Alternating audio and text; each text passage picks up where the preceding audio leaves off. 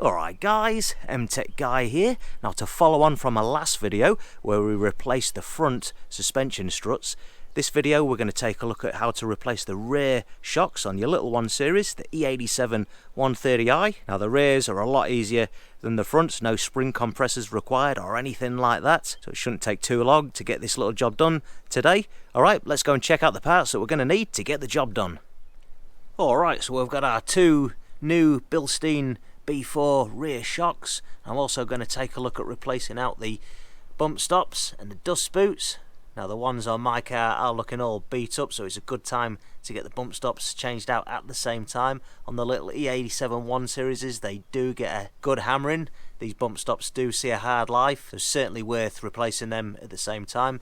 Now I picked these up at the main dealer. You'll find that the shocks on your car also have some additional hardware, some washers, and then there's some rubber mounts that sit at either end. Depending on the condition of the ones on your own vehicle, it might be worth changing them out at the same time, but the ones on my vehicle aren't looking that bad, so it's just going to be the two shocks, the bump stops and the dust boots that we're changing out today. Alright, let's take a look at the steps required to get the job done.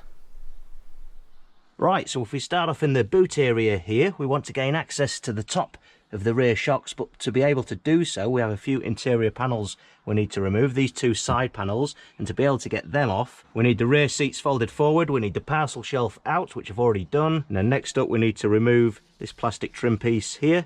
So we'll start off by popping out these two plastic clips here.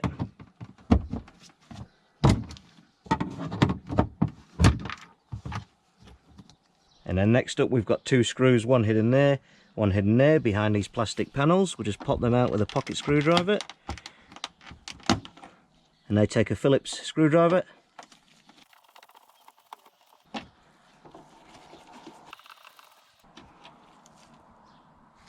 Then we'll lift up the boot floor out of the way, and then this whole plastic piece lifts up and out at the top all at the same time.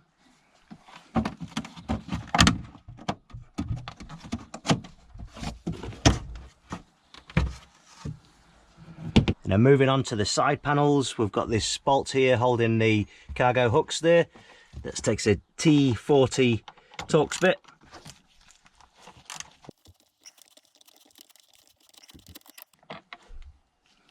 And then we've got this plastic trim piece that needs to be removed around the upper hook where the seat clips onto. Just going to pop that down. Pocket screwdriver, and then that just pulls out. And then very similar on the right hand side, but we've also got this luggage compartment light that we need to pop out and disconnect. Just pop that out with a little pocket screwdriver.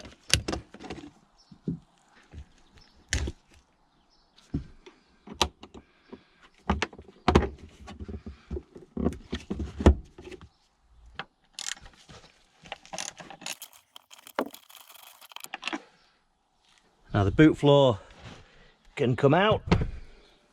Lift these plastic trim pieces out.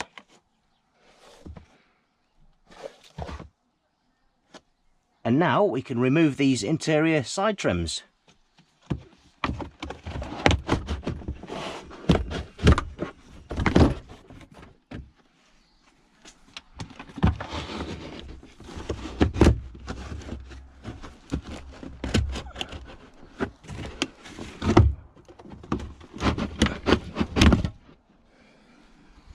And then hiding behind this rubber plug here, we've got the top of the rear shock. So next up we're going to remove these top nuts. So we're going to use a 16mm spanner to undo the top nut there, but we also need to counter hold the top of the shock shaft there. Otherwise the whole lot's just going to spin and we're never going to get the nut off. We're going to counter hold it with a 6mm socket.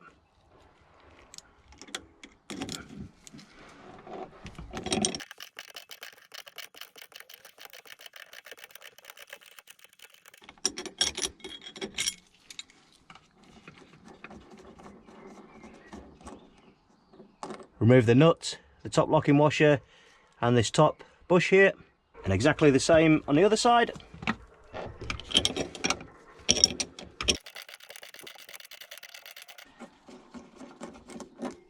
Right, and next up we need to get the rear end of the car up in the air and up on axle stands. So now that the rear end of the car's up in the air and we've got it safely on axle stands, we can now remove both rear wheels just to give us some better access to the bottom of the rear shocks.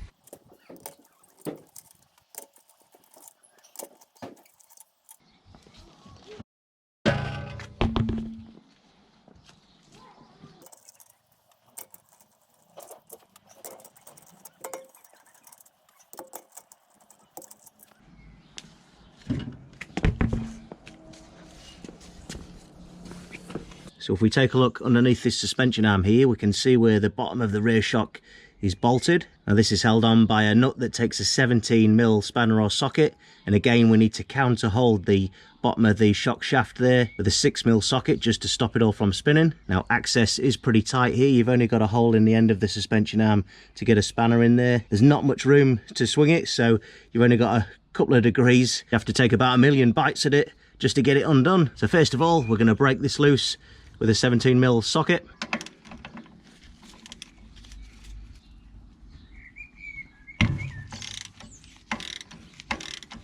Now with the top of the shock undone and the weight of the suspension sitting on this bottom nut, sometimes you can get lucky, and with that weight on it you can undo the nut without the whole lot spinning, so we'll try that first.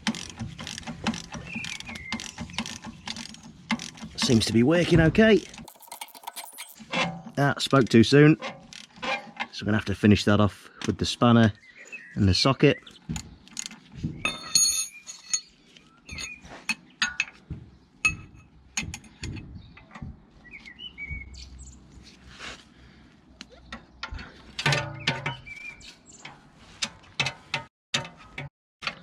Now as it happens, I'm going to struggle to get this spanner in there and get that nut undone because this brake shield's in the way. But there is another trick we can use.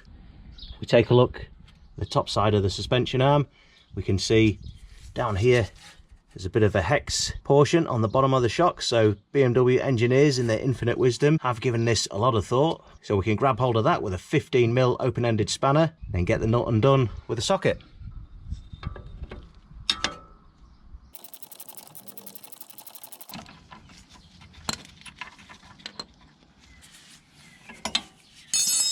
Now we can remove the old shock, so we just need to give it a bit of a squeeze to be able to get it out of that space. We'll start off by grabbing the front, pull it down and lift it out.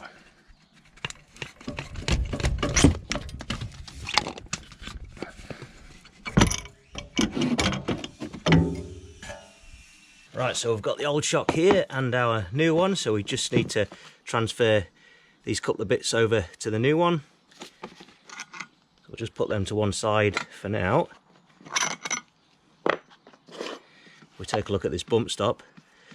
Just like the ones on the front suspension struts in the previous video, you can see where some animal has just cut a slit in them to slide them on there. It's a pretty lazy mechanics approach. So rather than remove them, slide the new ones on like we've got here, and then reinstall them, they've just made a slit in the side of it, just push them on. It doesn't really do its job properly when it's getting squashed. So don't do that, do the job properly if you're just changing out the bump stops. So let's take a look how worn out these rear shocks are.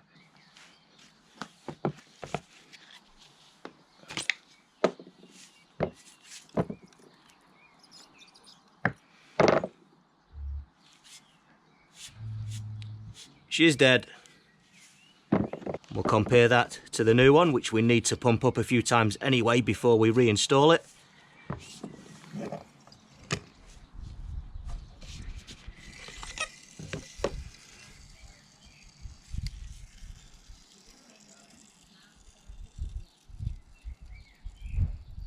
Now these are a bit better because they actually retract, they actually do their job properly. So we'll just pump this up a few times before we install it.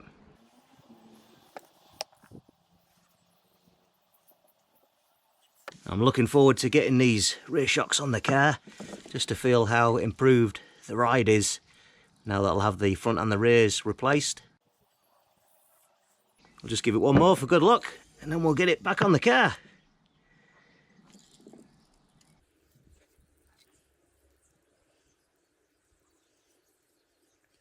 And you can see these new Bilsteins came with a new bottom nut, which is good because they are a nylock nut. So we'll assemble the new shock and then we can fit it to the car.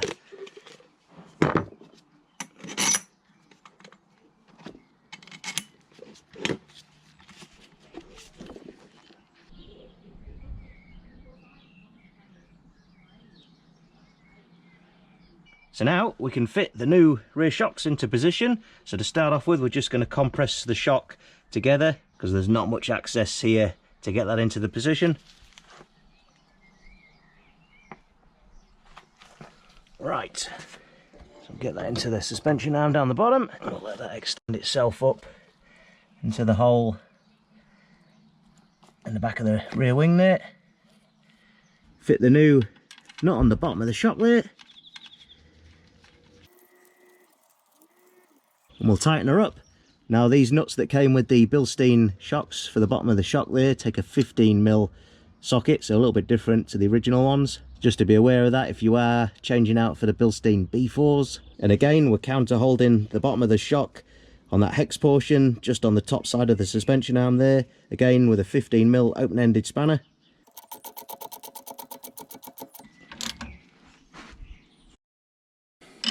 And now we could repeat the process on the other side.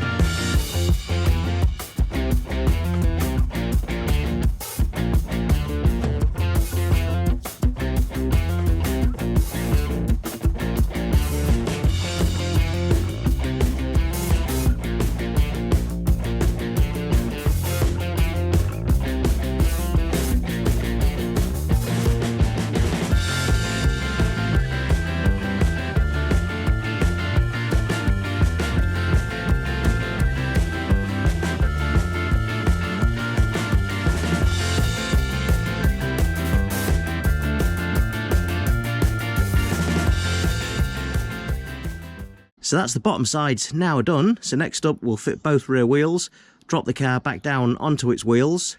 Right, now with the wheels on the ground, what I'm going to do is just sneak under the back of the car here and just double check that these are nice and tight. Now I've got the weight of the vehicle on the suspension arm there.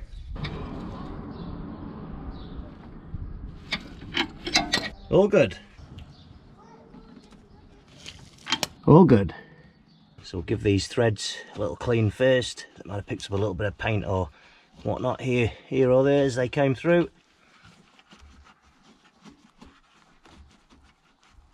Fit the nuts back on with the plate and the bush there.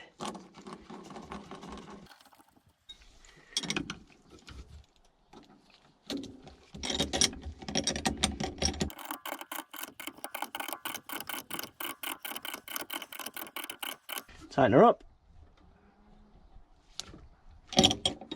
And the same on the other side.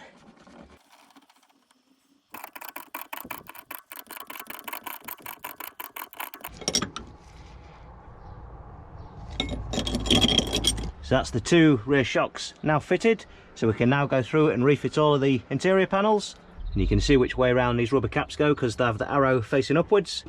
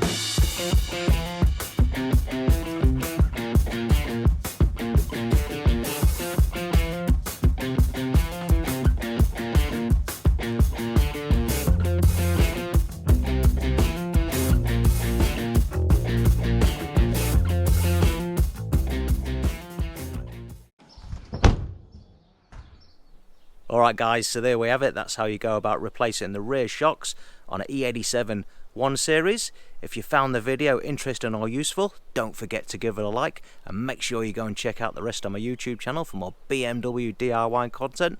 Consider subscribing if that's your cup of tea. I'm MTech Guy. Thanks a lot for watching.